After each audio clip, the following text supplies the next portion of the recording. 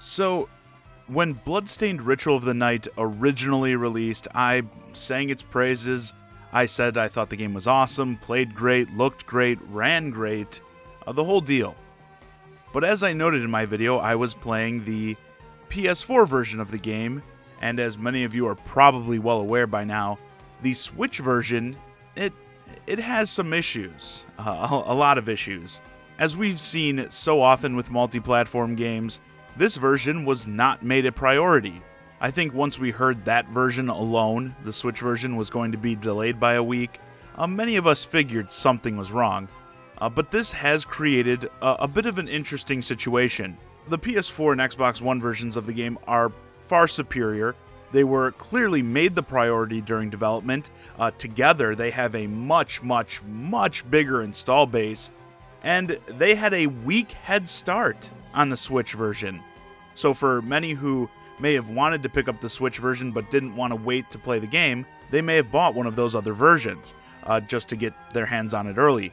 That's a lot of advantages those other versions had on the Switch, wouldn't you say? So now, we're starting to get some sales reports for the game. And with all the chips stacked in the favor of the PS4 and Xbox One versions, they have to just crush the puny Switch version, right? It's undoubtedly the worst version, and it was also delayed. Like, with all things considered, how could Nintendo's little baby system compete with these juggernauts? Well, Game Industry Biz just posted an article yesterday about the latest UK physical sales charts that cover the past week. Of course, for Switch, they noticed Mario Maker 2 as the big seller. It is currently the best Nintendo Switch launch of this year so far, which probably won't be a major shock to anyone. But the article goes on to note, the other big Switch performer of the week is Bloodstained Ritual of the Night. The Nintendo version reaches physical retail this week. The Xbox One and PS4 versions arrived last week, which helped the game increase 60% in sales and climb from number 17 to number 9. The Switch version actually sold more in its first week than the Xbox One and PS4 versions combined managed in their first week. Not only did the Switch version outsell the PS4 and the Xbox One versions individually, but you take the PS4 count and you take the Xbox One count, put them together, and the Switch still did more than that. At this point, all I gotta say about this is, how many times do we have to teach you this lesson, old man? Seriously, especially when it comes to these more indie titles, we've seen this happen time and time again. The Switch version just kicking the crap out of the others. It's getting to the point where it's almost not even newsworthy anymore. But you know what is? The fact that this keeps happening and so many devs continue to skimp, to cheap out on that Switch version. Like, they just need to get it out the door. Why? I truly don't understand it anymore. Like, when the Switch was a new system, especially coming off the Wii U, I said it, I get it. The Wii U was a colossal failure, and these companies, they wanted to wait and see how people take to the Switch. But now, we're well over 2 years into the system's life, and this sort of thing keeps happening over and over. And it seems like many they refuse to learn. Like, think about this. The Switch version crushed the other two, and that was with all these reviewers and that telling people not to buy the Switch version, that it was significantly worse than the others. Buy it on something else, or hold off until we see if it gets a patch for the Switch down the line. That's what people were being told. Imagine if that wasn't the case. If people were talking up the Switch version, like, it's great, it's just as good as the others, but of course you can play it on the go. How many copies do you think they would have sold then?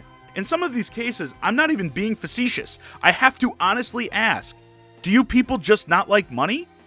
Because this is simple stuff at this point. I've said it in plenty of past videos, and I guess it's a point that needs to be restated.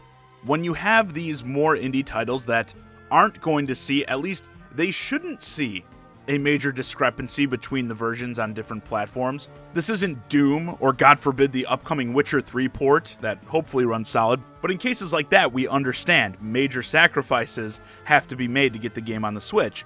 No, this is a much more simplistic game. That, yes, I know it's rendering the environment and everything in 3D, even though it's a 2D platformer. I know the excuses, alright? But when we have highly demanding AAA games running on the Switch, many times with less sacrifices than Bloodstained has, there's no excuse besides laziness, or maybe better yet, neglect.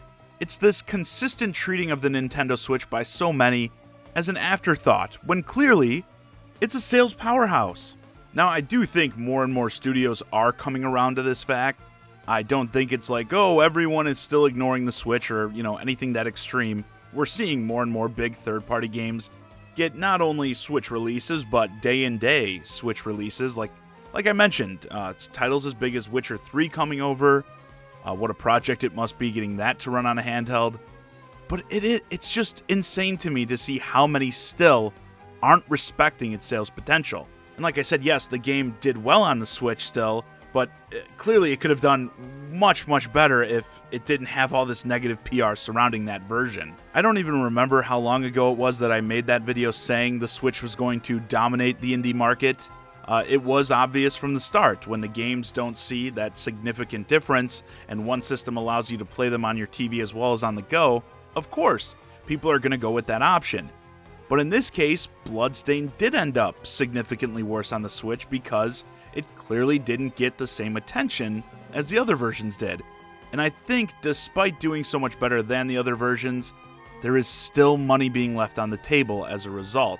Here's the thing, as the Switch's install base continues to grow, this discrepancy is going to get bigger and bigger, and it's going to become a more and more expensive lesson for developers, especially with killers like Pokemon and Animal Crossing on the horizon. This Switch train isn't showing signs of slowing down anytime soon. As more people buy the system, more are going to be looking to use it as their primary machine, definitely for these simpler titles at least. All you developers, you need to start taking notice. Anyway, with that, this video is a wrap. Let me know your thoughts on the Switch version of Bloodstained Ritual of the Night. Despite being the inferior version as well as suffering an added delay, still coming out on top of the sales competition. Do you think they should have prioritized it more? Could it have been an even bigger success on the Switch? Hey guys, I hope you enjoyed this discussion of Bloodstained Ritual of the Night. If you're new to the channel, please consider subscribing. And if you want to keep the conversation going, hit me up on Twitter @JohnnyZakari and join my Discord, ChiGuy and Friends. Link to both in the description below. And as always, thanks for watching.